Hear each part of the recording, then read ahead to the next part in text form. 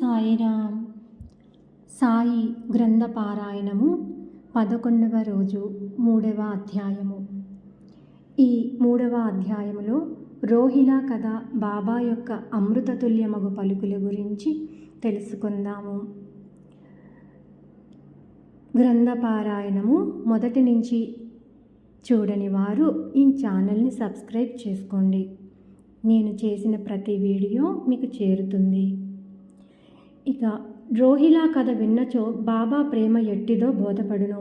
పొడుగాటి వాడును, పొడుగైన చొక్కా తొడిగిన వాడును, బలవంతుడు యగు రోహిలా యొకరు బాబా కీర్తి విని ఆకర్షితుడై సిరిడీలో స్థిర నివాసము ఏర్పరచుకొనెను.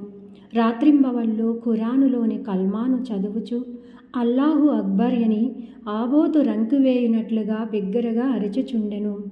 అందువలన పగలంతయు పొలములో కష్టపడి పనిచేసి ఇంటికి వచ్చిన సిరిడీ ప్రజలకు రాత్రుళ్ళు నిద్రాభంగమును అసౌకర్యమును కలిగించుచుండెను. కొన్నాళ్ల వరకు వారు దీనిని ఓర్చుకొని ఉన్నారట. తుదకు ఆ బాధను ఓర్వలేక బాబా వద్దకేగి రోహిలా అరుపులను ఆపుమని బతిమిలాడిరి. బాబా వారి ఫిర్యాదును వినకపోవటయే కాక వారిపై కోపించి వారి పనులు వారు చూసుకొనవలసినదే కానీ రోహిలా జోలికి పోవద్దని మందలించినారట. రోహిలాకు ఒక దౌర్భాగ్యపు భార్య గలదనియు ఆమె గయ్యాలి అనియు ఆమె వచ్చి రోహిలాను తనను బాధ పెట్టుచున్నదనియు రోహిలా ప్రార్థనలు విని ఆమె ఏమీ చేయలేక ఊరకయుండుననియు బాబా చెప్పెను. నిజముగా రోహిలాకు భార్యయే లేదు. భార్య అనగా దుర్బుద్ధి అనియు బాబా భావము. బాబాకు అన్నింటికంటే దైవ ప్రార్థనల యందు మిక్కుటమగు ప్రేమ.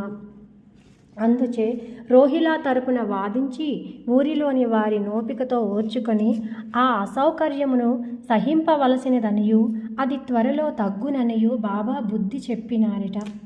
బాబా యొక్క అమృతతుల్యమగు పలుకులు ఏమన ఒకనాడు మధ్యాహ్న ఆరతి అయిన పిమ్మట భక్తులందరూ తమ తమ బసలకు పోవుచుండిరి.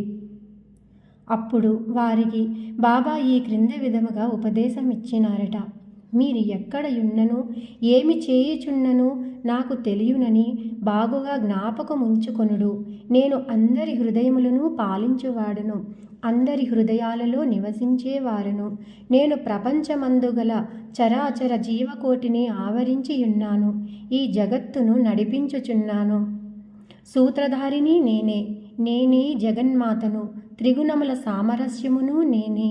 ఇంద్రియ చాలకుడను నేనే. సృష్టి స్థితి లయకారకుడను నేనే. ఎవరైతే తమ దృష్టిని నా వైపు త్రిప్పెదరో వారికి ఏ హాని గాని బాధ గాని కలుగదు.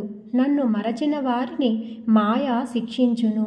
పురుగులు, చీమలు తదితర దృశ్యమాన చరాచర జీవకోటి అంతయు నా శరీరమే, నా రూపమే. ఈ చక్కని అమూల్యమైన మాటలు విని వెంటనే నా మనస్సులో ఏ నౌకరి కొరకు యత్నించక గురుసేవలోనే నిమగ్నమగుటకు నిశ్చయించుకొంటిని. కానీ అన్నాచించనీకరు ప్రశ్నకు బాబా చెప్పిన సమాధానము నా మనస్సునందుండెను. అది జరుగునా లేదా అని సందేహము కలుగుచుండెను. భవిష్యత్తులో బాబా పలికిన పలుకులు సత్యములైనవి. నాకొక సర్కారు ఉద్యోగము దొరికెను. కానీ అది కొద్ది కాలము వరకే. అటు పిమ్మట వేరే పని ఏదియూ చేయక శ్రీ సాయి సేవకు నా జీవితమంతయు సమర్పించి తిని. ఈ అధ్యాయమును ముగించబోవు ముందు చదువురులకు నేను చెప్పినదేమన్నా బద్ధకము, నిద్ర, చంచల మనస్సు, దేహాభిమానము మొదలగు వానిని విడిచి వారు తమ యావత్తు దృష్టిని సాయిబాబా కథల వైపు త్రిప్పవలను. వారి ప్రేమ సహజముగా ఉండవలను. వారు భక్తి యొక్క రహస్యమును తెలుసుకొందురుగాక. ఇతర మార్గములను అవలంబించి అనవసరముగా అలసిపోవద్దు. అందరూ ఒకే మార్గమును త్రొక్కుచు అనగా శ్రీ సాయి కథలను వినుచు ఇది వారి అజ్ఞానమును నశింపచేయును, మోక్షమును సంపాదించి పెట్టును. లోబి ఎక్కడ ఉన్నప్పటికీ వాని మనస్సు తాను పాతిపెట్టిన సొత్తునందే ఉండినట్లు బాబాను కూడా ఎల్లరూ తమ హృదయములందరూ స్థాపించుకొందురు అని.